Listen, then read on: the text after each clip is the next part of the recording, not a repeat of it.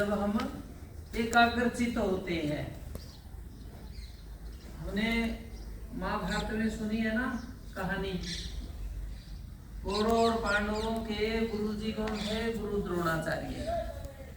वो अपने शिष्यों को ऐसे शिक्षा देते थे जैसे आपको दे रहे हैं। अब उनमें जो जो सबसे अच्छा काम करता है वो गुरुजी को प्रिय भी होता है, उससे प्यार ज्यादा करते हैं। क्यों? उसके अंदर कुशलता है, निपुणता है, योग्यता है, और उसने साधना भी करता है औरों से ज्यादा।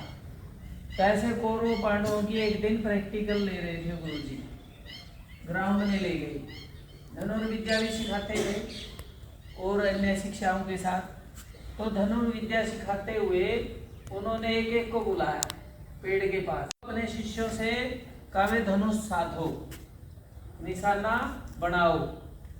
अब सभी जब एक एक करके आते रहे, गुरुजी बोले कि आपको क्या दिखाई देता है? अब सबने कहा एक एक ने। युधिष्ठिर ने कहा गुरुजी मुझे पेड़ भी दिखाई दे रहा है, भीम ने कहा मुझे चिड़िया दिख रही है, किसी ने कहा पत्तों से दिख रही है। सबने ऐसे बता, गुरुजी पूरा वृक्ष दिख रहा है, ऐसा सबको रोकते रहे कि मत चलाओ। अब उनको पता था हमारे अपने शिष्यों में एक शिष्य है बहुत योग्य है, ध्यान देता हो, उसको अंत में बुला। उनके प्रिय शिष्य क्या नाम था? अर्जुन। अर्जुन को बुला और उन्होंने कहा कि बेटा आपको क्या दिखाई दे रहा? जब उन्होंने पूरा निशाना ऐसे साध लिया तो उन्होंने कहा क्या दिखाई दे रहा? तो उसने शिष्य ने क्या उत्तर दिया? हाँ गुरुजी मुझे केवल चिड़िया की आंख दिखाई दे रही है। यानी हमारा मन एकाग्र होना चाहिए। जो काम आप कर रहे हैं ना उसके अंदर पूरा डूबना, मन से करना, दिल से करना, तब सफलता मिलेगी हमें वास्तव में। तो अर्जुन की तरह एकाग्रचित होकर हमें अपना काम करना चाहिए और गुरु के प्रति श्रद्धा रखनी चाहिए। श्रद्धावान ज्ञानम लभते, कहा गया जो श्रद्धा रखता है ना उसी को ज्ञान मिलता है। गुरु के प्रति पूरा आज्ञाकारी होना चाहिए हमें। अब उसी में महाभारत में एक प्रसंग आता है। अब गुरुजी ने सोचा मैं मेरे शिष्यों की मैं परीक्षा लूं। वो उन्होंने नदी में एक मगरमच्छ बनाकर छोड़ दिया। अब स्नान करने के लिए शिष्यों के साथ गुरुजी चले गए। अब जब स्नान कर रहे थे तो मगरमच्छ ने उसने गुरुजी ने नाटक करके अपना पैर फंसा दिया मुंह में और चिल्लाए गुरुजी, मगरमच्छ ने खा लिया, मगरमच्छ ने खा लिया। तो कौरव पांडव सारे शिष्य एकदम निकले, नदी में से भाग लिए गुरुजी को, अपने पिता को, राजा को बताने कि गुरुजी मगरमच्छ ने पकड़ लिए, मगरमच्छ ने पकड़ लिए। डर के मारे सारे शिष्य भाग लिए, परंतु एक शिष्य वहां डटा, तुरंत बाहर निकला। गुरुजी की आवाज सुनते ही धनुष बाण उठाया और उस मगरमच्छ के 2 तीर लगाए। गुरुजी बाहर निकले और अपने शिष्य को गले लगा दिया। तो ऐसा हमें शिष्य बनना है, अपने गुरु का कहना मानना और उनकी रक्षा के लिए भी हमें तैयार रहना। ये हमारे ऋषि मुनियों ने अपने को सिखाया। तो आप जो यहाँ साधना करते हो, मेहनत करते हो, तो कहते परिश्रमेण ही सिद्ध्यन्ति कार्याणि, सारे काम मेहनत से सफल होते हैं। आपकी माताजी सुबह उठती होगी, कितनी मेहनत करती है, पिताजी उठते हैं वे भी मेहनत करते हैं। तो आप मेहनत कीजिए। और तो आप सौभाग्यशाली हो, एक गांव में ऐसे आपको एक युवा अच्छे ट्रेनर, प्रशिक्षक, जूडो के, बॉक्सिंग के आपको मिले हुए, बहुत खुशी की बात है। और हमें पढ़ाई में भी निपुण रहना है। खेल की वैल्यू तभी है ना जब हम पढ़ाई में भी होंगे। यानी खेलने वाले बालक को अन्य बच्चों से ज्यादा मेहनत करनी पड़ती है। उनको तो केवल पढ़ाई ही करनी है, आपको क्या करना, साथ में गेम भी करना है, तो डबल काम हो गया ना। तो उनसे ज्यादा तो अपना टाइम टेबल बने, दिनचर्या 24 घंटे होते हैं अपने पास, और टाइम टेबल बनाकर अपने सामने लगाएं, जहां आप सोते हो वहां रखें और लिख कर रखें। जो आप चाहते हो वैसा बनाएं टाइम टेबल, परंतु उसको फॉलो करें, वो टाइम टेबल के अनुसार चलें। आप अपनी मर्जी से बनाइए, परंतु उसके अनुसार चलना। फिर आप क्या देखोगे, आपका जीवन अनुशासन से युक्त होगा, आपके पास समय की शॉर्टेज नहीं होगी, टाइम की कीमत पहचानोगे। कहा भी गया नहीं, समय अनमोल है, टाइम इज गोल्ड, कदर करेंगे आप, और सारे काम आपके समय पर होंगे, समय की दिक्कत ही नहीं आएगी। तो इसलिए ये महत्वपूर्ण दिनचर्या, टाइम टेबल आपकी बनी हुई हो। तो ऐसा यदि हम करेंगे, निश्चित रूप से अपने को सफलता मिलेगी, और बहुत सुविधाएं आपको धीरे धीरे हमें पढ़ाई के साथ साथ मिलती रहेगी। देखो, आप ग्राउंड में आते हो, हमारा शरीर भी स्वस्थ रहता है, एक्टिव रहते हैं हम। शरीर माध्यम खलु धर्म साधनम, पहला सुख निरोगी काया। यदि आप स्वस्थ है ना, आनंद मिलेगा। एक अस्वस्थ व्यक्ति है, चाहे उसके सामने कितनी बढ़िया व्यंजन रख रखा, मिठाई रख रखी हो, तो उसको खाने को मन नहीं करेगा।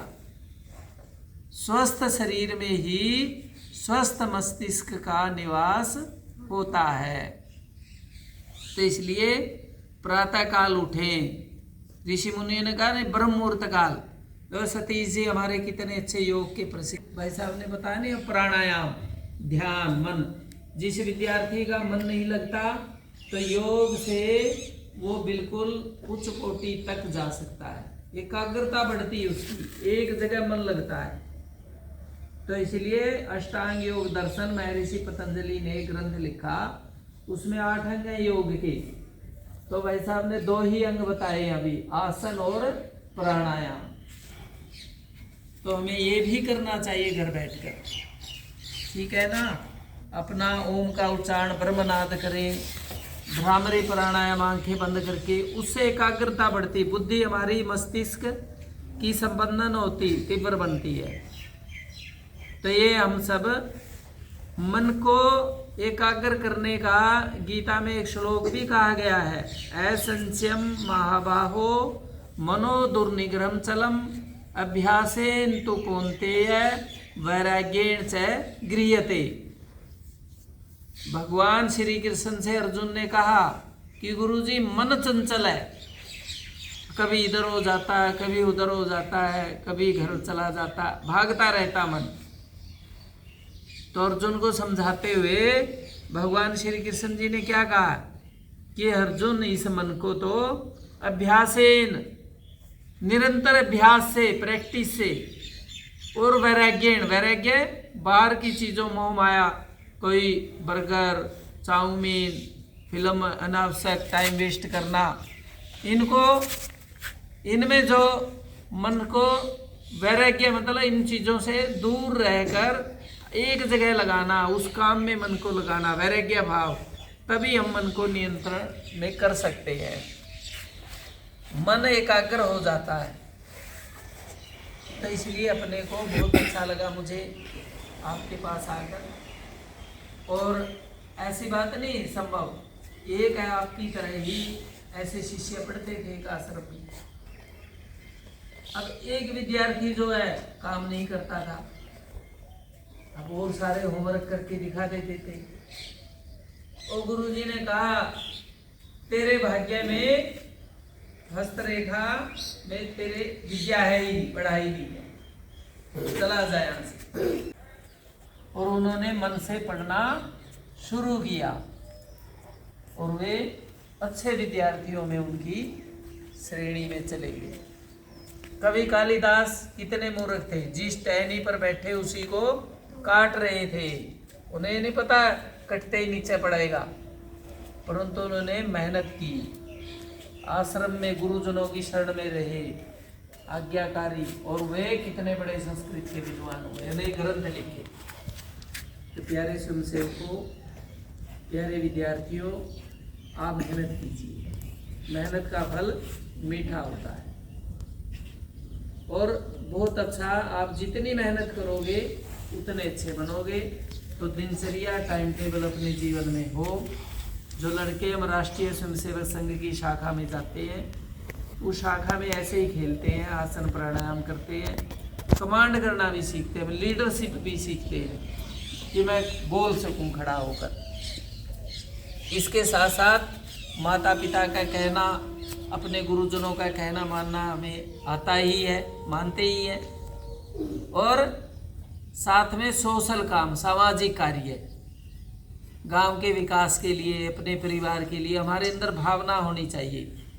कोई भी सामूहिक काम है, उसके लिए स्कूल में कोई काम है, उसके लिए हमें बढ़ चढ़कर आगे भाग लेना चाहिए, क्योंकि संख्या बहुत ज़्यादा है ना।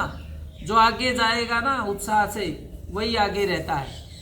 कोई सोचे मुझे बुलाएगा तब मैं जाऊंगा, नो, ऐसे नहीं सोचना कि हम अगली पंक्ति में रहें अच्छे काम में। और कोई भी अपने मन में ढिलाई है तो ऐसा संकल्प लें कि इसको मैं छोड़कर नए सिरे से बहुत अच्छे ढंग से मैं अपना टाइम टेबल बनाकर अपनी दिनचर्या पूरी करूंगा।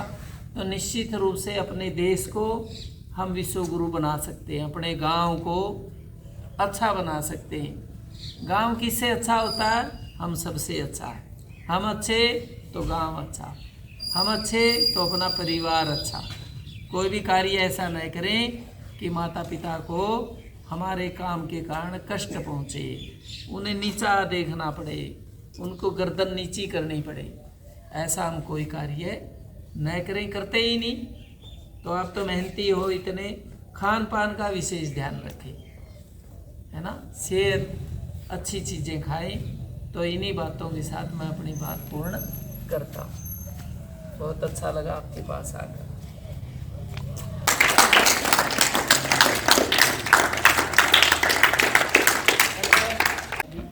ऐसे इंसान की हमें ऐसे पूजा करनी होती है। बहुत कम व्यक्ति हैं ऐसे जो अपना इतना समय आपके लिए देते हैं। सोचो आप कितना, एक दिन आंखें बंद करके यूँ सोचो कि सर को क्या मिलता है। उनको एक आनंद मिलता है कि मेरे गांव के बच्चे, मेरे देश के बालक अच्छे बने। तो आपकी मेहनत से आपका परिवार, सर, गांव, स्कूल, वो उनका नाम रोशन होता है। तो बड़ी खुशी हुई मुझे आपके मध्य में आकर। तो ऐसे आते रहते हैं। और जो विद्यार्थी हैं, लड़के हैं, वो अपनी संघ की शाखा लगती, लड़कियों की भी लगती है राष्ट्र सेविका समिति। पूरे भारतवर्ष में ऐसी शाखाएं होती हैं। जो आप काम कर रहे हो यही काम करना होता है उनको भी। देशभक्ति के विचार, देशभक्ति की बातें। राष्ट्रीय स्वयंसेवक संघ विश्व का सबसे बड़ा संगठन है।